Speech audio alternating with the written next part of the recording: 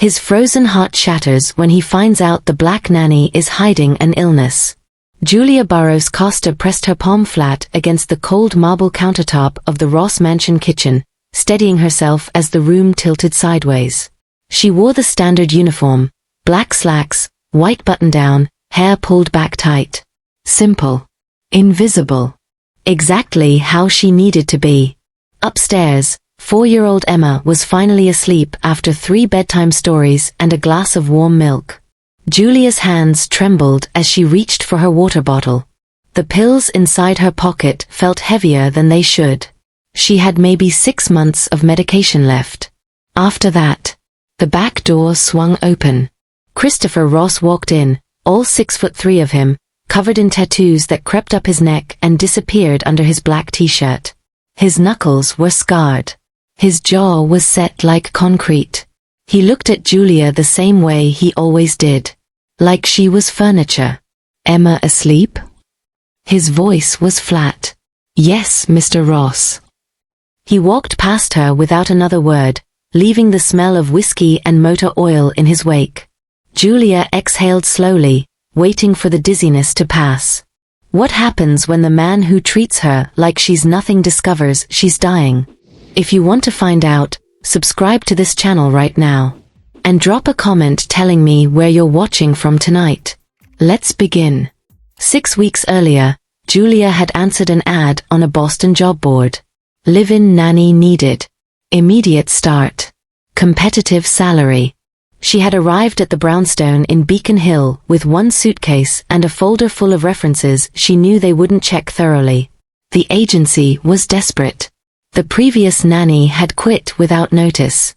Christopher Ross had opened the door himself that first day. He stood there blocking the entrance, arms crossed, tattoos visible beneath rolled-up sleeves. A snake wrapped around his left forearm. Flames licked up his right. His eyes were gray, the color of winter in New England. "You're the new one," he said. Not a question. Julia Burroughs Costa. She extended her hand. He looked at it for a moment, then stepped aside to let her in. No handshake. The house was immaculate. Expensive. Cold. White walls, white furniture, white marble floors. Everything looked like it had never been touched by human hands. A small voice broke the silence. "Daddy." Emma appeared at the top of the staircase. Blonde curls. Big blue eyes. Clutching a stuffed rabbit missing 1 ear. Christopher's expression didn't change. "Go back to your room, Emma. Mrs. Patterson will bring your lunch." "But I want to meet. Now." The little girl disappeared without another word. Julia felt something twist in her chest. She knew that look on Emma's face. The careful way she moved. The immediate obedience born from something other than respect. "Mrs. Patterson handles the cooking and cleaning," Christopher said, already walking toward what Julia assumed was his office. "You handle Emma. She has a schedule. Follow it. Don't bother me unless someone's bleeding or the house is on fire. Even then, think twice." He closed his office door. Julia stood alone in that white museum of a house, listening to the clock tick on the wall. Upstairs, she could hear Emma crying softly. That first week, Julia learned the shape of the Ross household. Christopher left early and came back late. When he was home, he stayed behind closed doors. He ran an auto restoration business in Somerville, high-end classic cars for wealthy collectors. His hands stayed permanently stained with grease no matter how much he scrubbed. Mrs. Patterson, a stout woman in her 60s, had worked for the family for 12 years. She spoke in short sentences and avoided eye contact with everyone, including Emma. "The mother?" Julia asked on her 3rd day. Mrs. Patterson's face went tight. "Gone. 2 years now. Don't ask about her. Don't mention her. Especially not to him." Julia didn't ask again. But she noticed things. The way every photograph in the house had been removed, leaving faint rectangles on the walls where frames used to hang. The way Emma's room contained no pictures of her mother. The way Christopher flinched whenever his daughter laughed too loudly, as if the sound physically hurt him. Something had broken in this house. Something that hadn't healed. By the second week, Emma had attached herself to Julia like a shadow. The little girl followed her everywhere, to the kitchen, to the garden, even waited outside the bathroom door. "You won't leave, right?" Emma asked one afternoon while Julia braided her hair. "I'm right here." The other ones left. All of them. They said I was too much trouble. Julia turned Emma around to face her. "Do you know what I think?" "What?" "I think you're exactly the right amount of trouble. Not too much. Not too little. Just right."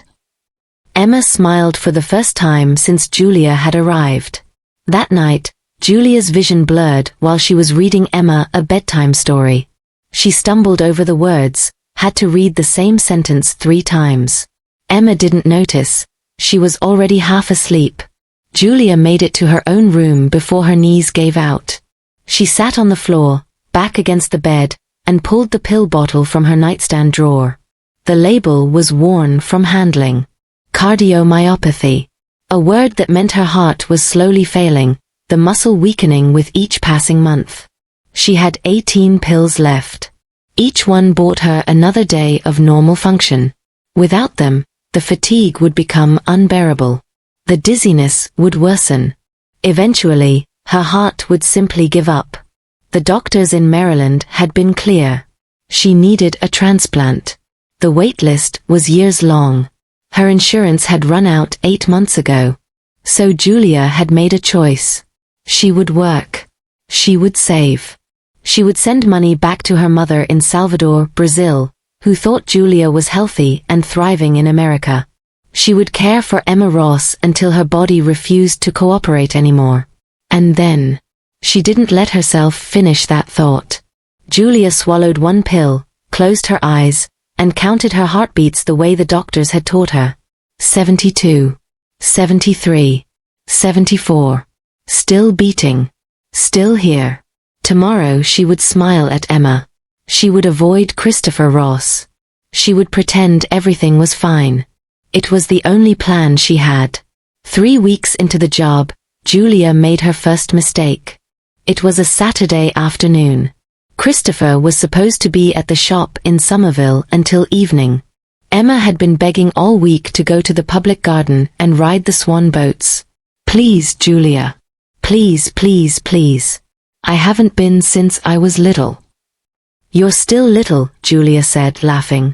"I'm almost 5. That's basically grown up." Julia checked her medication. She had taken her pill that morning. Her energy was stable. The October weather was mild. Mrs. Patterson had the day off. "Okay," she said. "Get your jacket." Emma squealed and ran upstairs so fast she nearly tripped. They took the tea from Charles Street. Emma pressed her face against the window, pointing at everything. The river, the joggers, a dog wearing a sweater. Julia found herself smiling in a way she hadn't smiled in months. The public garden was crowded with families enjoying the last warm weekend before winter set in. Leaves crunched under their feet. The air smelled like roasted nuts from a nearby cart. They waited in line for the swan boats. Emma held Julia's hand with both of hers, bouncing on her heels. "Julia." "Yes." "Do you think my daddy was ever happy?" The question landed like a stone in still water. Julia crouched down to Emma's level. "What makes you ask that?" "He never smiles. Not even at Christmas. Not even on my birthday." Emma's voice dropped to a whisper. "Sometimes I think it's because of me." "Oh, sweetheart. No." Julia pulled Emma into a hug. "It's not because of you. It's never because of you. Some people they have storms inside them. And those storms make it hard to show what they feel." "Did my mommy give him the storm?" Julia didn't know how to answer that. She didn't know anything about Emma's mother except that she was gone and no one spoke her name. "I think," Julia said carefully, "that your daddy loves you very much. even if he doesn't know how to show it. Emma considered this. Maybe he forgot how. Maybe. But you know what? Sometimes people remember. It just takes time. They rowed the swan boats twice. Emma laughed so hard she snorted, which made her laugh even harder. Julia took pictures on her phone. Emma feeding the ducks, Emma posing by the bronze duckling statue, Emma spinning in circles until she was dizzy. For one afternoon, the heaviness lifted. They got home at 4:30. Christopher's truck was in the driveway. Julia's stomach dropped. He was supposed to be at work. He was never home on Saturdays. She walked through the front door holding Emma's hand. Christopher was standing in the foyer, still wearing his work clothes, grease streaked across his forearm. His face was unreadable. "Where were you?" His voice was quiet. That was worse than yelling. "The public garden," Julia said. "Emma wanted to ride the swan boats. You took my daughter out of this house without permission." "Mr. Ross, I didn't think." "That's right. You didn't think." He stepped closer. Julia could see a vein pulsing in his neck. "I came home early to check on her. She wasn't here. You weren't here. Nobody knew where you were. I called your phone 6 times. Julia reached for her pocket. Her phone was dead. She had forgotten to charge it the night before. "I'm sorry. My phone died. I should have. Do you have any idea what went through my head?" His voice cracked on the last word. Just barely. Just enough for Julia to hear something underneath the anger. Fear. Raw, desperate fear. Emma tugged on Christopher's sleeve. "Daddy, don't be mad. It was my idea. I begged and begged. We had so much fun and I fed the ducks and—" "Go to your room, Emma." "But Daddy." "Now." Emma looked at Julia, eyes wide and filling with tears. Julia nodded gently, and the little girl ran upstairs. They stood in silence. The grandfather clock ticked in the hallway. "I apologize," Julia said. "It won't happen again." Christopher stared at her. His gray eyes searched her face for something. Defiance, maybe. Or excuses. He found neither. "You're right," he said. "It won't." He walked past her toward the kitchen. Julia stayed frozen in place, heart pounding harder than it should have been. She could feel her pulse in her temples, behind her eyes. Too fast. Her heart was beating too fast. She needed to sit down. She needed her medication. But she couldn't move until Christopher was gone, couldn't show any weakness. She heard the refrigerator open and close. The crack of a beer bottle being opened. Then footsteps, heading toward his office. The door slammed. Julia made it to the powder room off the foyer before her legs gave out. She sat on the closed toilet lid, head between her knees, breathing slowly. In through the nose. Out through the mouth. The way the cardiologist in Baltimore had taught her. Her hands were shaking. Her vision spotted at the edges. This was a bad one. Worse than usual. The stress had triggered something. She fumbled for the pill bottle in her pocket. Empty. She had taken the last one that morning and forgotten to refill from the supply in her room. Stupid. Careless. Dangerous. Julia pressed her palm flat against her chest and felt her heart stutter, skip, then resume its too fast rhythm. Not now. Please not now. She stayed in that bathroom for 20 minutes, until the episode passed and her heartbeat settled into something close to normal. Then she washed her face, straightened her clothes, and went upstairs to check on Emma. The little girl was lying on her bed, clutching the one-eared rabbit. Is Daddy very angry? He was worried about you, Julia said, sitting on the edge of the bed. When people worry, sometimes it comes out as anger. Are you going to leave now? The other nannies left when Daddy yelled at them. Julia smoothed Emma's hair back from her forehead. I'm not going anywhere. Promise. The word hung in the air between them. Julia knew she shouldn't say it. Knew she couldn't guarantee anything. Knew her own body was a ticking clock with an uncertain deadline. But Emma was looking at her with such hope. Such desperate need. "I promise," Julia said. It was the first lie she ever told Emma Ross. November arrived cold and bitter. The brownstone's heating system worked overtime, filling the rooms with dry warmth that made Julia's throat ache. Something had shifted since the public garden incident. Christopher still avoided Julia, still spoke to her in clipped sentences, still treated her like an inconvenient necessity. But now she sometimes caught him watching. Not her, exactly. Watching her with Emma. He would stand in doorways half-hidden, observing as Julia helped Emma with her letters or built block towers that the little girl gleefully destroyed. His expression never changed. He never joined them. But he watched. Julia pretended not to notice. Her medication supply was running dangerously low. 11 pills left. She had been cutting them in half to stretch the supply, but the half doses weren't enough. The fatigue came earlier each day. The dizziness lingered longer. She needed to see a doctor. She needed a new prescription. She needed insurance she didn't have and money she had already sent to her mother in Salvador. What she had instead was a job she couldn't afford to lose. On the second Tuesday of November, Julia took Emma to her weekly music class at a small studio on Newbury Street. While Emma banged enthusiastically on a xylophone with 6 other 4-year-olds, Julia sat in the parents' waiting area and closed her eyes. Just for a moment. Just to rest. "You don't look so good." Julia's eyes snapped open. A woman about her age sat 2 chairs away, white, red-haired, expensive yoga clothes. She was looking at Julia with open curiosity. "I'm fine. Just tired. I'm Rebecca. My son Aiden is the one trying to eat the drumsticks." She laughed. "You're Emma's nanny, right?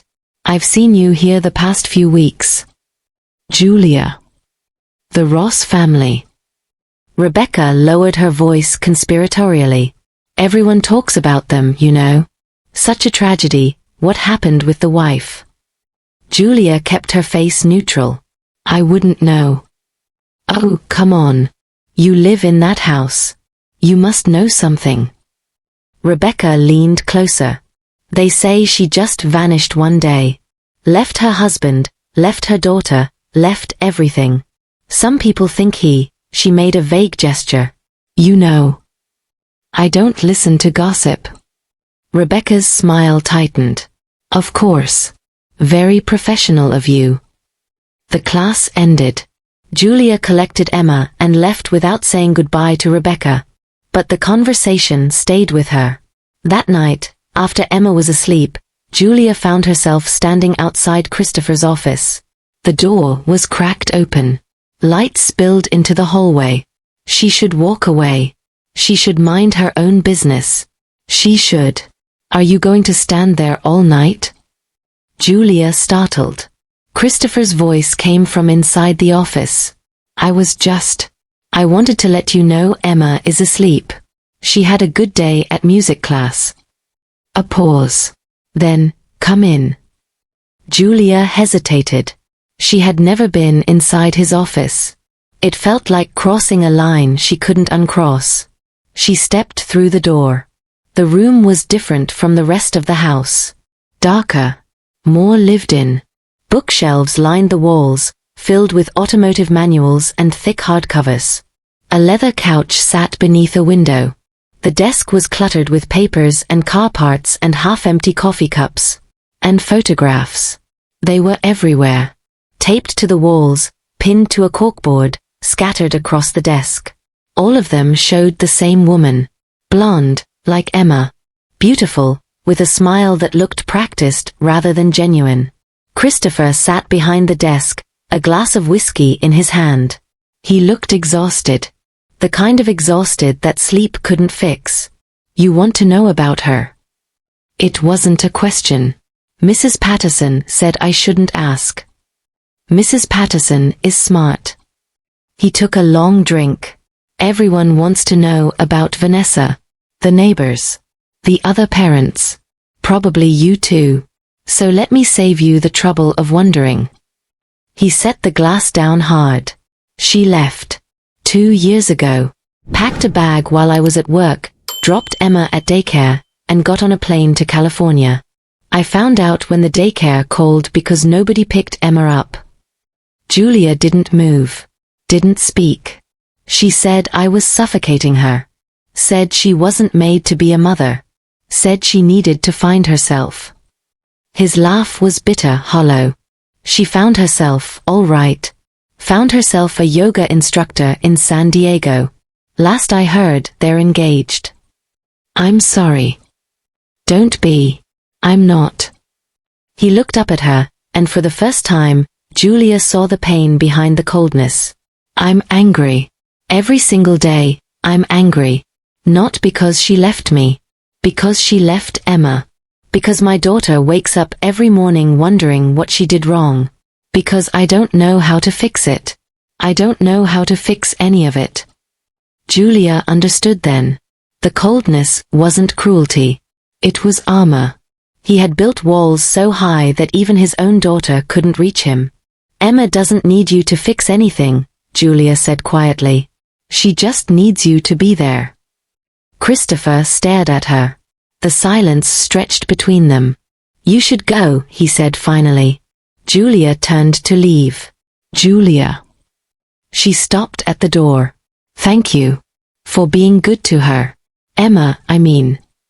He cleared his throat. She talks about you constantly.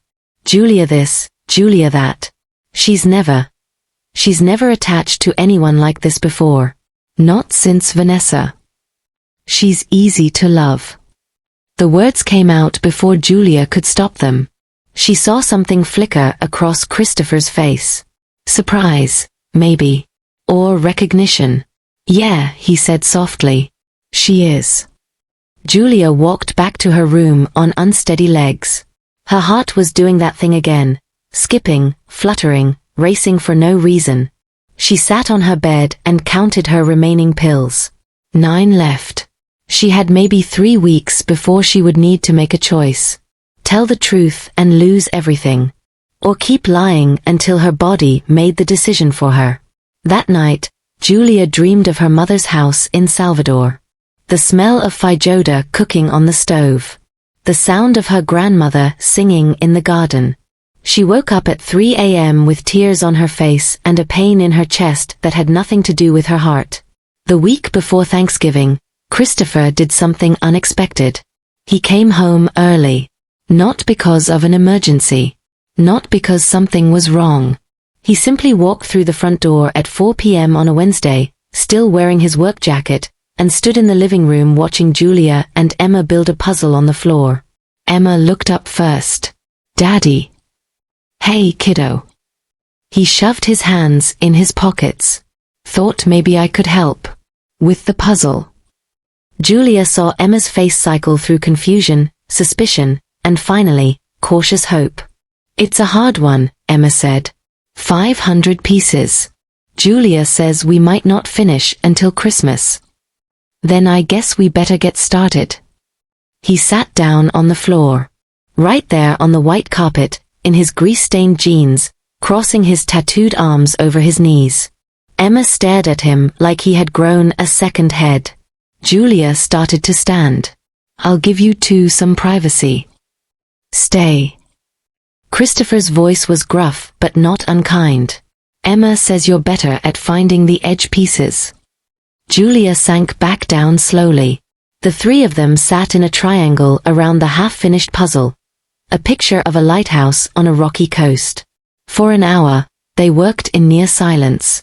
Emma handed pieces to her father. Christopher tried to force them into wrong spots. Julia quietly rearranged his mistakes when he wasn't looking. At one point, Emma giggled. Christopher looked at her. What? You're really bad at this, Daddy. A pause. Then, impossibly, the corner of Christopher's mouth twitched upward. Yeah, he said. I really am. It wasn't a smile. Not quite. But it was closer than Julia had ever seen. That night, after Emma was in bed, Julia found Christopher in the kitchen. He was making coffee, his back to her. "Thank you," he said without turning around. "For what?" "Whatever you said to me in the office. About just being there." He poured coffee into a mug. "I've been thinking about it. I've been thinking about a lot of things." Julia leaned against the doorframe. Her energy was low tonight. The half-doses weren't enough anymore, and she had only 6 pills left. She had started rationing them for the moments when she absolutely needed to function. This was not one of those moments. But she couldn't make herself walk away. "She looked happy tonight," Julia said. "Emma." She looked surprised. "That's different." Christopher finally turned around. His gray eyes found hers. "I've been a terrible father. I know that. I've been so busy being angry at Vanessa that I forgot Emma needed me to be something else." "You're not terrible. You're just wounded." The word hung between them. Christopher's jaw tightened. "You're very direct. Anyone ever tell you that?" "My mother. Constantly." "Where is she?" "Your mother?" "Salvador. Brazil. She raised me alone after my father left. She worked 3 jobs to put me through nursing school." Julia caught herself. She hadn't meant to reveal that. The fatigue was making her careless. "You're a nurse." "I was. Before I came here." "What happened?" Julia's chest tightened. Not from her heart this time. From the weight of the lie she was carrying. "Things changed," she said. "Life happened. I needed work, and this job was available." Christopher studied her. She could feel him trying to read her, trying to find the missing pieces. The same way he had stared at the puzzle earlier, knowing something didn't fit. "You look tired," he said. "It's late." "No. You've looked tired for weeks. Different kind of tired. The kind that doesn't go away with sleep." Julia forced a smile. "I'm fine. Just adjusting to the New England winter. The cold takes some getting used to." He didn't look convinced. But he didn't push. "Get some rest," he said. "Tomorrow's going to be busy. Emma wants to make Thanksgiving decorations, and apparently I promised to help." "You did." "I'm as surprised as you are." Julia laughed. It came out thin and breathless, but genuine. Christopher's expression shifted. Something softened around his eyes. Just for a moment. Just long enough for Julia to notice. Then it was gone, and he was walking past her toward his office, coffee in hand. "Good night, Julia." "Good night, Mr. Ross." He paused at the office door. "Christopher." "What?" "My name. It's Christopher. You don't have to call me Mr. Ross anymore." Before she could respond, he was gone. Julia stood alone in the kitchen, heart beating irregularly, and told herself it was just the medication wearing off. She was lying. The next morning, Julia woke up and couldn't stand. Her legs wouldn't cooperate. The room kept tilting. She sat on the edge of her bed for 20 minutes, waiting for the episode to pass. It didn't pass. She fumbled for her phone and texted Mrs. Patterson. "Not feeling well. Can you handle Emma's breakfast?" 3 dots appeared. Then, of course. Rest up. Julia spent the day in bed.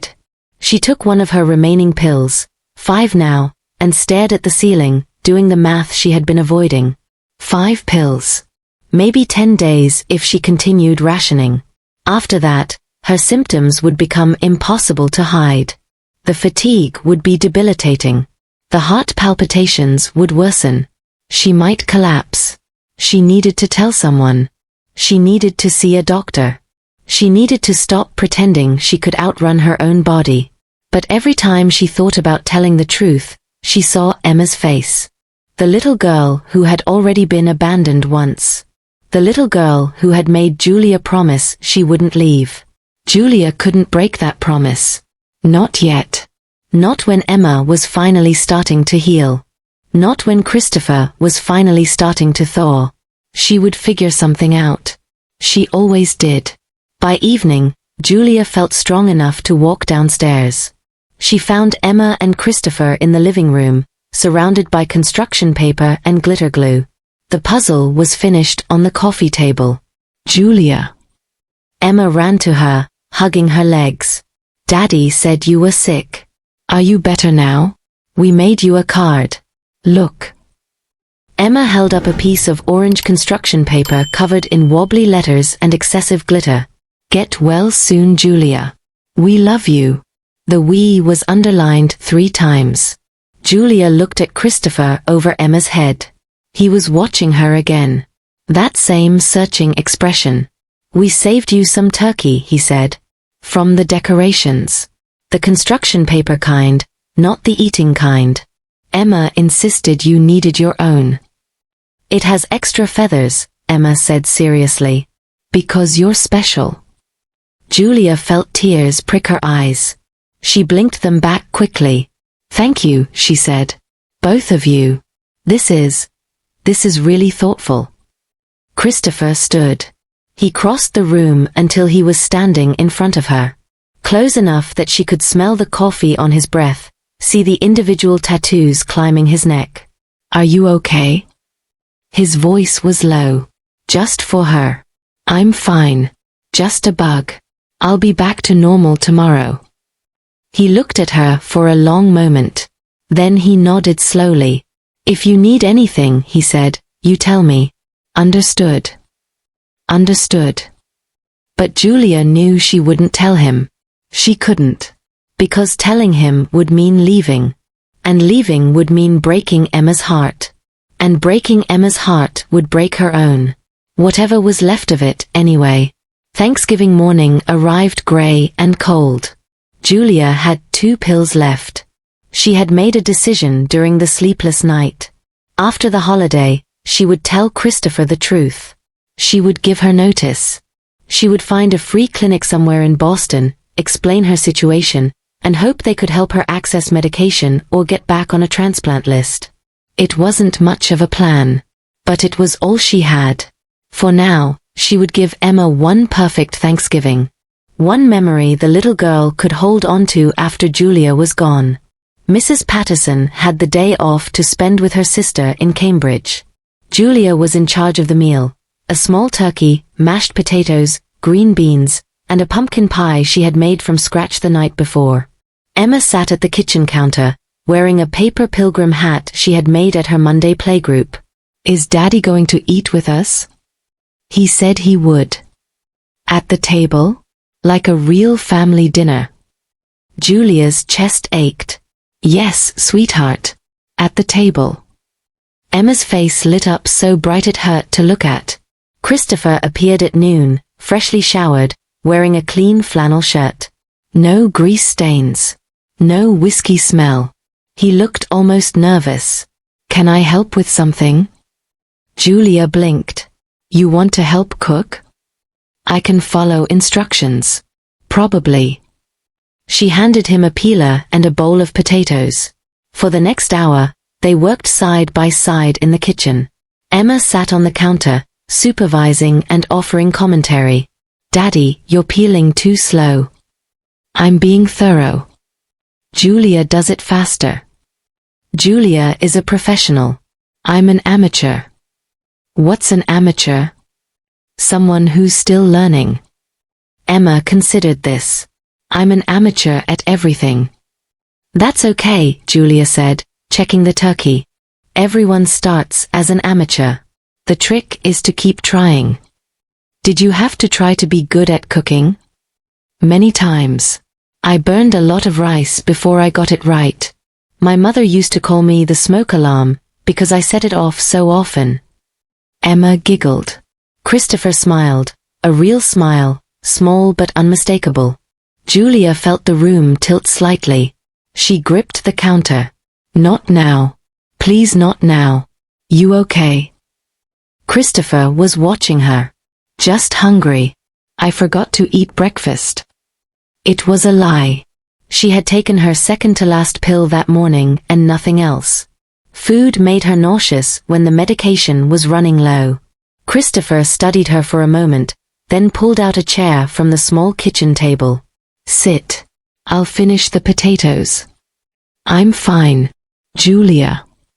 His voice was firm but gentle. Sit down. She sat. Emma hopped off the counter and climbed into Julia's lap. I'll keep you company. Julia wrapped her arms around the little girl and breathed in the smell of her strawberry shampoo. She memorized the weight of Emma against her chest, the softness of her hair, the way she fit perfectly in Julia's arms. Soon, this would be a memory. Soon, Julia would be gone, and Emma would have another person to add to the list of people who left her. The thought was unbearable. Dinner was ready by 3. They sat at the formal dining room table, the one Julia had never seen anyone use. Christopher had set it himself, mismatching the forks and putting the napkins on the wrong side. Emma didn't notice. She was too busy bouncing in her seat. We have to say what we're thankful for, Emma announced. That's the rule. Whose rule? Christopher asked. Julia's. She told me about it. In Brazil, her family always said what they were thankful for at big dinners. Christopher looked at Julia. That true? My grandmother started it. She said gratitude was the best seasoning for any meal. Okay then. Christopher cleared his throat. Emma, you go first. Emma scrunched her face in concentration. I'm thankful for my rabbit. And for Julia. And for Daddy being here today. And for pie. That's a good list, Julia said. Your turn, Daddy. Christopher was quiet for a long moment. When he spoke, his voice was rough. I'm thankful for second chances. For people who don't give up on you, even when you give them every reason to. He was looking at Julia when he said it. She couldn't breathe. Her heart was doing that thing again, skipping, fluttering, racing. Julia's turn. Emma clapped her hands. Julia opened her mouth to speak. The room spun. She gripped the edge of the table, but her hands weren't working properly. Everything was sliding sideways. Emma's voice seemed far away, like it was coming through water. Julia? Julia, what's wrong? She tried to say she was fine. Tried to stand up. Tried to do anything except what her body was doing, which was falling.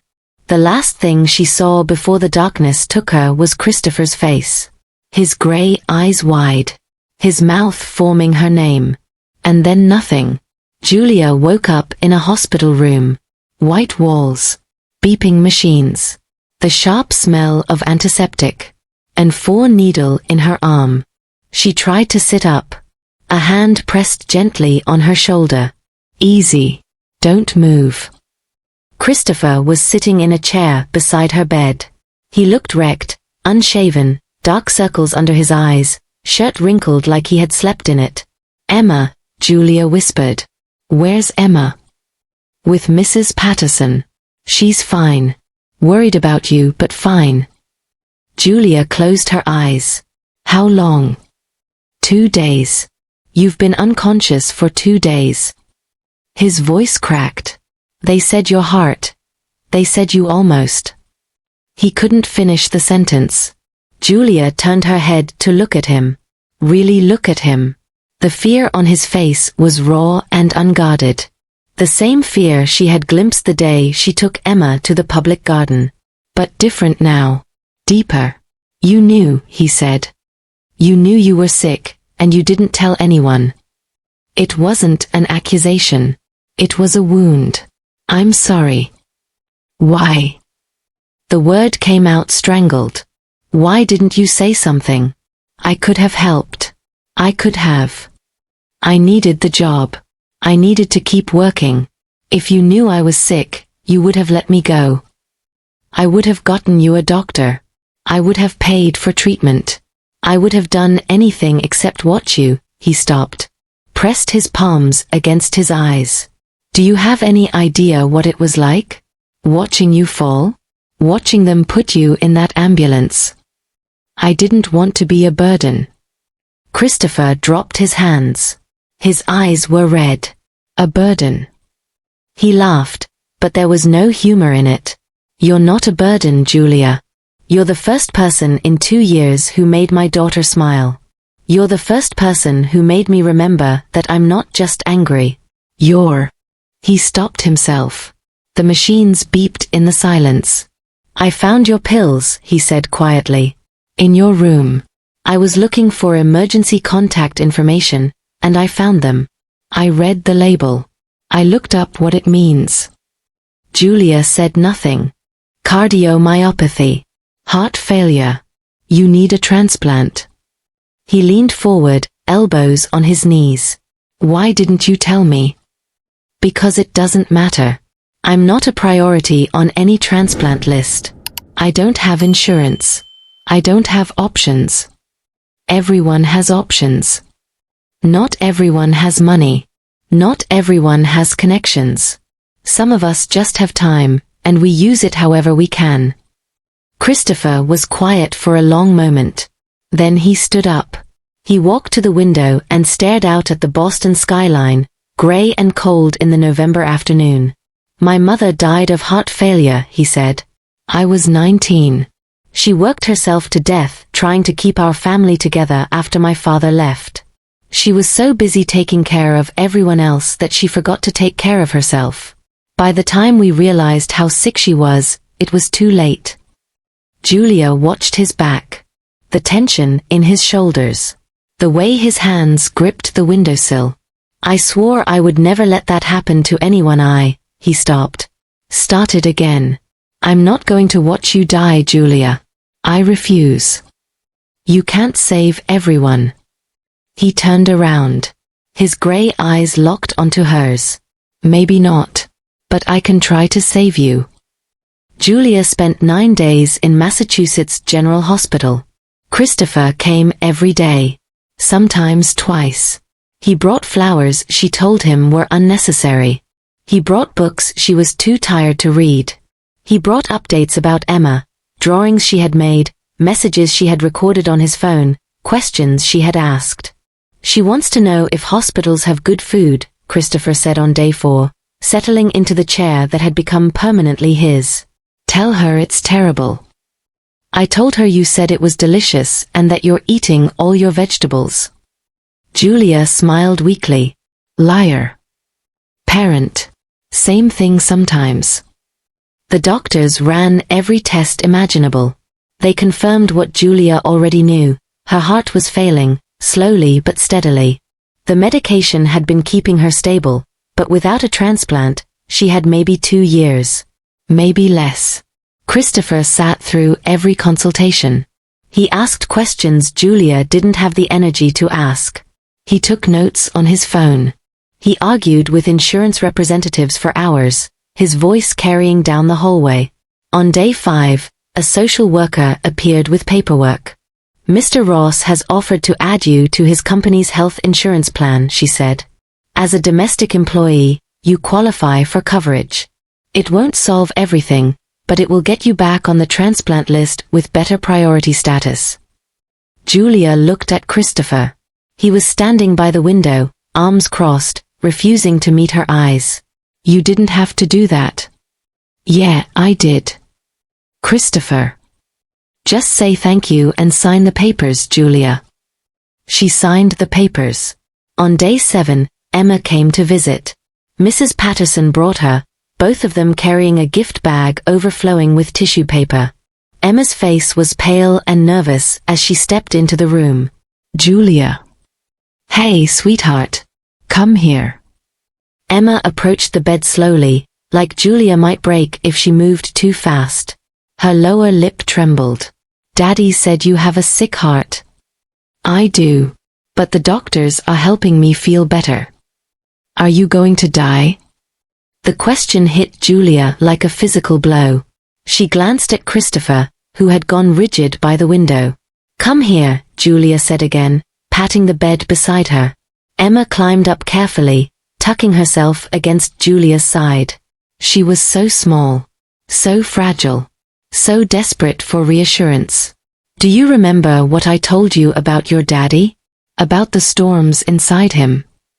Emma nodded. Well, I have a storm inside me too. A different kind. It's in my heart, and it makes me tired sometimes. But you know what helps? What? People who love me. When I think about you and your daddy, and even Mrs. Patterson. She looked at the older woman, who was dabbing her eyes with a handkerchief. My heart feels stronger. Does that make sense? Emma considered this seriously. So if I love you really hard, your heart will get better? Julia's throat tightened. I think it helps more than you know. Okay. Emma pressed her small hand against Julia's chest, right over her heart. I'm going to love you so hard that your heart forgets to be sick. Julia couldn't speak. She pulled Emma close and held her, breathing in strawberry shampoo and the simple, uncomplicated love of a child. Over Emma's head, she saw Christopher watching them. His expression was unguarded for once. Soft. Aching. He looked away when he caught her staring. Later, after Emma and Mrs. Patterson had gone, Christopher sat down in his usual chair. She's right, you know. About what? Loving you really hard. He rubbed the back of his neck, clearly uncomfortable. I know I'm not. I'm not good at this. Talking. Feelings. All of it. Vanessa used to say I was emotionally constipated. Despite everything, Julia laughed. It hurt her chest, but she laughed. She wasn't wrong, Christopher continued. After she left, I shut down. Completely. I thought if I didn't feel anything, I couldn't get hurt again. But that meant Emma couldn't reach me either. It meant nobody could. And now. He leaned forward, elbows on his knees, hands clasped together. Now I'm terrified. Because somewhere in the past 3 months, you got through. You and your directness and your patience with my daughter and the way you look at me like I'm not a complete disaster.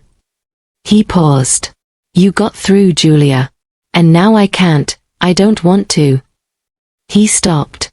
Took a breath. I don't want to lose you. The heart monitor beside Julia's bed picked up speed. She was grateful he probably didn't know how to read it.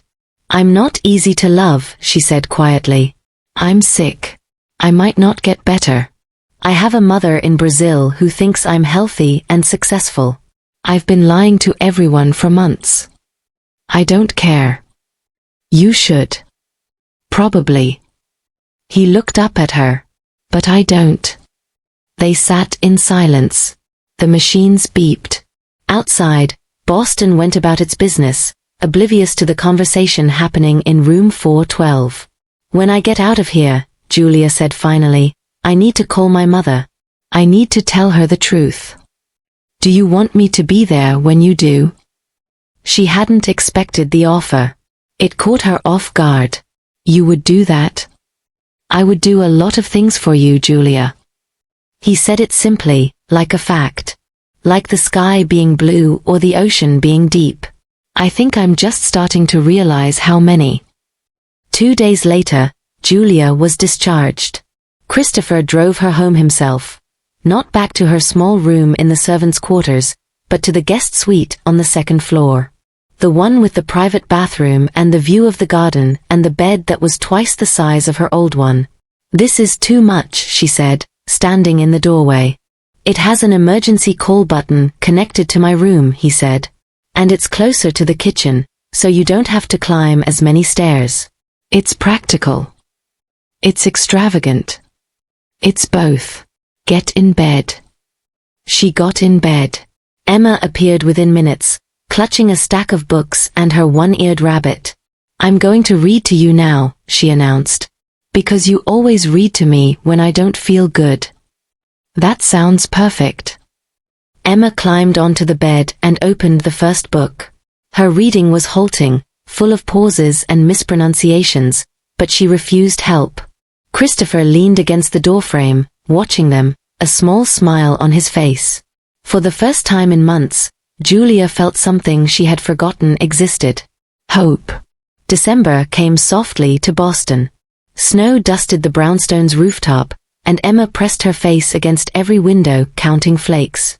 Julia's recovery was slow but steady. The new medication, paid for by the insurance Christopher had arranged, was stronger than what she had been rationing before. Her energy returned in small increments. The dizziness faded. Her heart still stuttered sometimes, but less often, less severely. She was officially on the transplant list now. Priority status. The doctors couldn't promise anything, but they used words like optimistic and good candidate. It was more than Julia had allowed herself to imagine. The call to her mother happened on the first Sunday of December. Julia sat in the guest suite, phone in hand, heart pounding in a way that had nothing to do with her condition. Christopher sat in the armchair by the window, far enough to give her space, close enough to reach if she needed him. Her mother answered on the second ring. "Julinha, is everything okay? You never call on Sundays." Julia closed her eyes. Her mother's voice, warm, familiar, thick with the accent of home, made her chest ache. "May, I need to tell you something. And I need you to let me finish before you say anything." Silence on the other end. Then, quietly, "Okay." Julia told her everything. The diagnosis 18 months ago. The insurance running out. The decision to keep working instead of seeking treatment. The job in Boston. The rationing of medication. The collapse on Thanksgiving. The hospital. The transplant list. She told her mother about Emma, the little girl who had claimed her heart. She told her about Christopher, the man who had started as ice and slowly, carefully begun to thaw. She told her about being scared. About being stubborn. About being sorry. When she finished, the silence stretched so long that Julia thought the call had dropped. Then she heard her mother crying, "May, you foolish girl." Her mother's voice was thick with tears. "You stupid, stubborn, beautiful foolish girl. Why didn't you tell me? I could have helped. I could have come to you. I could have. You would have worried." "Of course I would have worried. I'm your mother. Worrying is my job." A shaky breath. "I thought I raised you better than this, Julinha. I thought I taught you that asking for help is not weakness. You did teach me that. I didn't listen." Clearly. Her mother sniffled. "This man, Christopher, he is there with you now." Julia looked at Christopher, who was staring out the window, pretending not to listen. "Yes. And he is good to you? He treats you well?" "He does, May. He really does." "Then put him on the phone." Julia's eyes widened. "What?" "You heard me. Put him on the phone. I want to speak to him." Julia held out the phone to Christopher. "My mother wants to talk to you." He looked at the phone like it might bite him. "What?" "She's very insistent." Christopher took the phone slowly, pressing it to his ear. "Hello? Mrs. Burroughs Costa." Julia couldn't hear what her mother said, but she watched Christopher's face cycle through confusion, alarm, and something that looked almost like fear. "Yes, ma'am. I understand." A pause. "No, ma'am. I would never." Another pause. Longer this time. "Yes. I promise." He handed the phone back to Julia, looking slightly shell-shocked. "What did she say to you?" "She told me that if I hurt you, she would fly to Boston and make me regret it. She was very specific about how." Julia laughed, the sound bright and unexpected. "That sounds like her. She also told me to take care of you, and to make sure you eat enough, because apparently you forget to eat when you're stressed." "Also true." "And she said," he stopped, cleared his throat. "She said she could tell I loved you. From my voice. She said mothers know these things."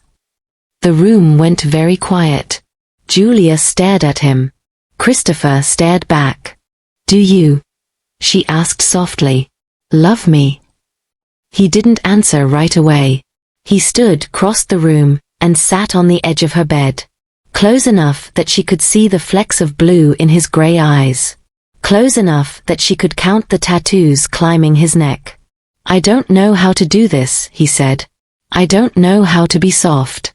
I don't know how to open up without feeling like I'm going to fall apart. But when you collapsed on Thanksgiving, something broke in me. Not the same way it broke when Vanessa left. Different. Worse. He took her hand.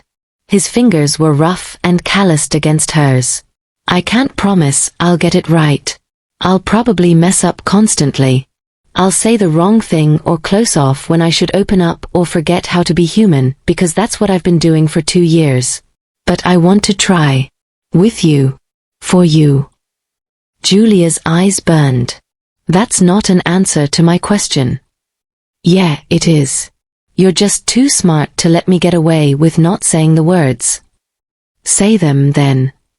Christopher exhaled. When he spoke, his voice was raw. I love you, Julia. I don't know when it started. Maybe when you told Emma she was exactly the right amount of trouble. Maybe when you told me that just being there was enough. Maybe when I saw you holding my daughter like she was the most precious thing in the world, because to you, she was. He lifted her hand to his lips and kissed her knuckles. I love you. And I'm going to spend however long it takes proving that I mean it.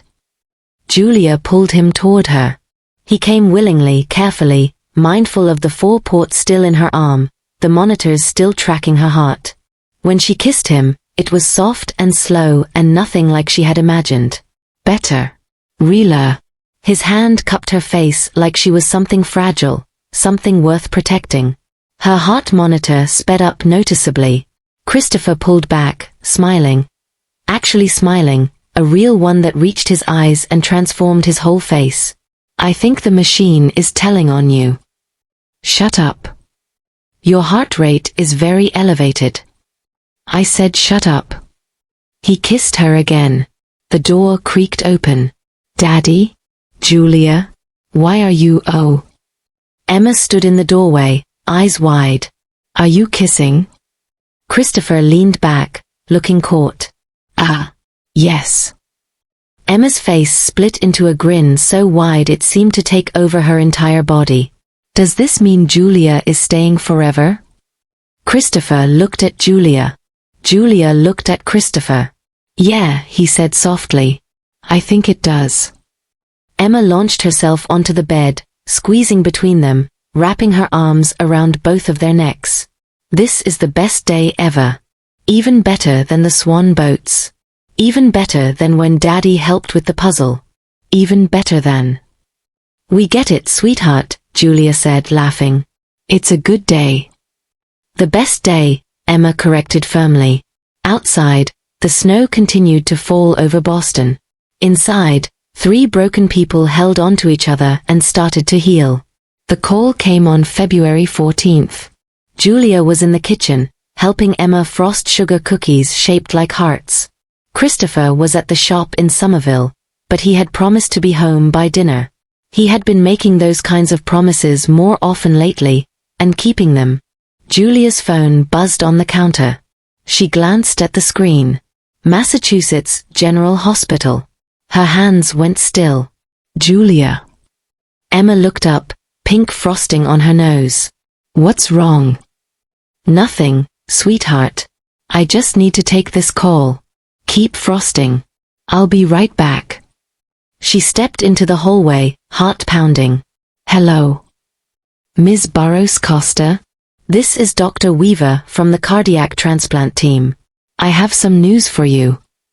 Julia leaned against the wall. Her legs felt unsteady. We have a match. The words didn't register at first. They sounded foreign, impossible, like a language she had forgotten how to speak. A match. A heart became available this morning. It's compatible with your blood type and tissue markers. We've reviewed your case, and we'd like to proceed with the transplant as soon as possible. Can you come to the hospital today? Julia's hand trembled against the phone. Today. Time is critical with organ transplants. We need you here within the next few hours to begin pre-operative preparations. Do you have someone who can bring you? Yes. Yes, I have someone. Good. We'll see you soon, Ms. Barros Costa. And congratulations. This is the call you've been waiting for. The line went dead. Julia stood in the hallway, staring at the phone in her hand. Somewhere in another part of the country, a family had lost someone they loved. And because of that loss, Julia had been given a chance to live. The weight of it pressed down on her chest. Julia.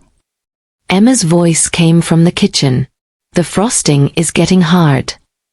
Julia walked back into the kitchen. She looked at Emma, this little girl who had claimed her heart long before any surgeon would touch it. Emma, I need to call your daddy. Something important happened. Good important or bad important? Julia smiled, tears slipping down her cheeks. Good important. The best important. Christopher broke every speed limit between Somerville and Beacon Hill. He burst through the front door 20 minutes after Julia called, still wearing his work clothes, grease on his hands. His eyes found hers immediately. They found a heart? They found a heart. He crossed the room in 3 strides and pulled her into his arms.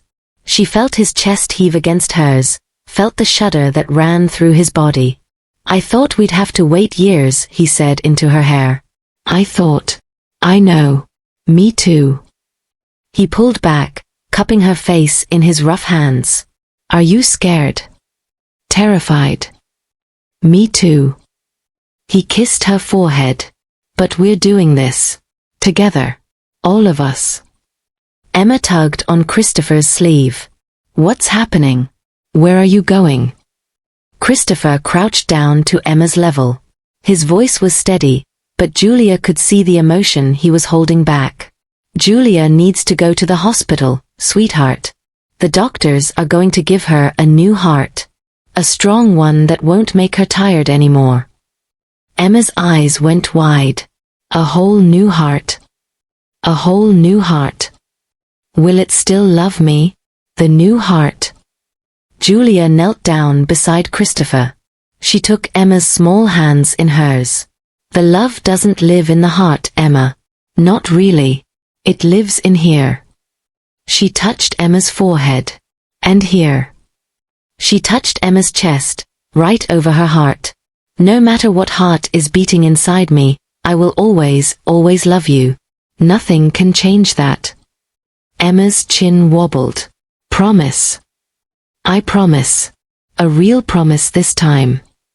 Emma threw her arms around Julia's neck, squeezing tight. You have to come back, Emma whispered.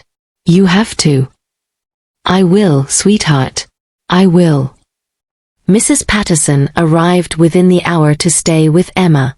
The older woman hugged Julia at the door, the first time she had ever done so. You come back to us, Mrs. Patterson said firmly. That little girl needs you. This whole family needs you. I'll do my best. You'll do better than that. You're stubborn. It's one of your best qualities. Julia laughed through her tears. The drive to Massachusetts General was quiet. Christopher held her hand the entire way, his thumb tracing circles on her palm. The Boston skyline passed by the windows, familiar now, almost like home. At the hospital, everything moved quickly. Forms to sign. Questions to answer. A room that smelled like antiseptic and possibility. Dr. Weaver explained the procedure in calm, measured tones. The surgery would take several hours. Recovery would be weeks, maybe months. There were risks. There were always risks, but her chances were good. Better than good. You're young and otherwise healthy, Dr. Weaver said. You have every reason to be optimistic. Optimistic. That word again. Julia was starting to believe it. Before they took her to pre-op, she had a few minutes alone with Christopher. He sat on the edge of her bed, holding both her hands. The fluorescent lights washed out his features, but his gray eyes were bright and steady. I need you to promise me something, Julia said. Anything. If something goes wrong. Nothing is going to go wrong. Christopher, listen to me. She squeezed his hands. If something goes wrong, I need you to keep being the father Emma deserves. I need you to stay open. Stay present. Don't go back behind those walls. Promise me. His jaw tightened. She could see him fighting the fear, wrestling it into submission. I promise, he said finally. But you're coming back. You hear me? You're coming back because I'm not done with you yet. Not even close. What else do you have planned? He leaned closer, his forehead touching hers. I'm going to marry you, Julia Burrows Costa. Someday, when you're healthy and strong, I'm going to ask you properly. With a ring and everything. Maybe I'll even get down on one knee, though my knees aren't what they used to be. Julia laughed, tears streaming down her face. And then, he continued, we're going to give Emma a little brother or sister. Maybe both. We're going to fill that house with noise and chaos and love. We're going to grow old together, complaining about our aching joints and forgetting where we put our glasses. That sounds nice. It sounds perfect. He kissed her softly. So you have to come back. Because I can't do any of that without you. I'll come back. Promise. I promise. The nurses came to take her away. Christopher stood in the hallway, watching until she disappeared around the corner. Julia closed her eyes and thought about Emma's pink frosted cookies. About her mother's voice on the phone. About Christopher's rough hands and tender heart. She thought about everything she had to live for. And then she let the doctors do their work. The surgery took 7 hours. Christopher waited in the family lounge, surrounded by vending machine coffee and outdated magazines he couldn't read. His phone buzzed constantly, texts from Mrs. Patterson with updates on Emma, a call from Julia's mother in Brazil, messages from guys at the shop. He answered none of them. At 11:47 p.m., Dr. Weaver appeared in the doorway. Christopher stood so fast he knocked over his coffee. She's out of surgery, Dr. Weaver said. Everything went smoothly. The new heart is functioning beautifully. Christopher's legs buckled. He caught himself on the arm of the chair. She's okay. She's better than okay, Mr. Ross. She's going to be just fine. 3 weeks later, Julia came home. The brownstone in Beacon Hill had been transformed. Emma had made a banner, "Welcome home Julia," in wobbly letters with excessive glitter. Mrs. Patterson had cooked enough food to feed a small army. Christopher had filled the guest suite with flowers from every florist in Boston. Julia stood in the doorway, still moving carefully, one hand pressed to her chest where her new heart beat steady and strong. Emma ran to her, stopping just short of impact, remembering at the last second to be gentle. You came back, Emma whispered. You kept your promise. I told you I would. Christopher appeared behind Emma. He looked different now, softer, lighter. The permanent tension in his shoulders had eased. The coldness in his eyes had thawed completely. Welcome home, he said. Julia looked at them, this man and this little girl who had become her family. She looked at Mrs. Patterson, dabbing her eyes in the kitchen. She looked at the house that had once felt like a museum and now felt like something else entirely. Home. She had spent so long running from her illness, hiding from the truth, convinced that she didn't deserve help or love or hope. She had been so afraid of being a burden that she had almost lost everything. But here, in this house, with these people, she had found something she never expected. A place to belong. Thank you, she said softly, for not giving up on me. Christopher pulled her close, careful of her healing chest. Thank you for giving me something worth fighting for. Emma squeezed between them, wrapping her arms around both their legs. Can we have cake now? Mrs. Patterson made chocolate. Julia laughed, a full, bright, joyful sound that filled the room. Yes, sweetheart. We can have cake. 1 year later, on a warm September afternoon, Julia and Christopher were married in the garden behind the brownstone. Julia wore a simple white dress. Christopher wore a suit and actually looked comfortable in it. Emma was the flower girl, scattering petals with more enthusiasm than precision. Julia's mother flew in from Salvador, crying from the moment she landed until the moment she left. She held Julia's face in her hands and said, "You found your home, Julinha. You found your heart." The ceremony was small. Just family and a few close friends. No speeches. No grand gestures. Just two people who had found each other against impossible odds, promising to keep choosing each other for the rest of their lives.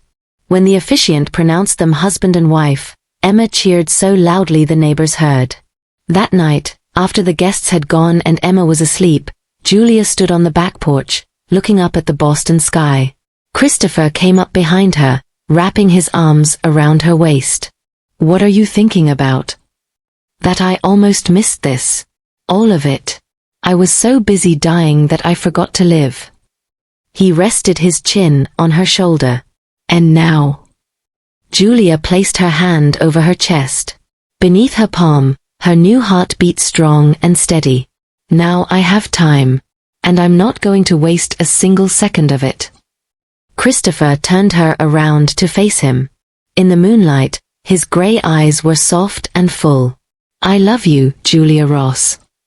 She smiled at the new name. Her name now. "I love you too." He kissed her there in the garden, under the stars, in the city that had become her home. And somewhere inside her chest, a heart that had once belonged to a stranger beat with the rhythm of a life fully lived. Thank you so much for watching this story all the way to the end. If it touched your heart, go ahead and hit that subscribe button and leave a comment telling me where you're watching from tonight. Your support means everything, and I can't wait to share more stories with you soon.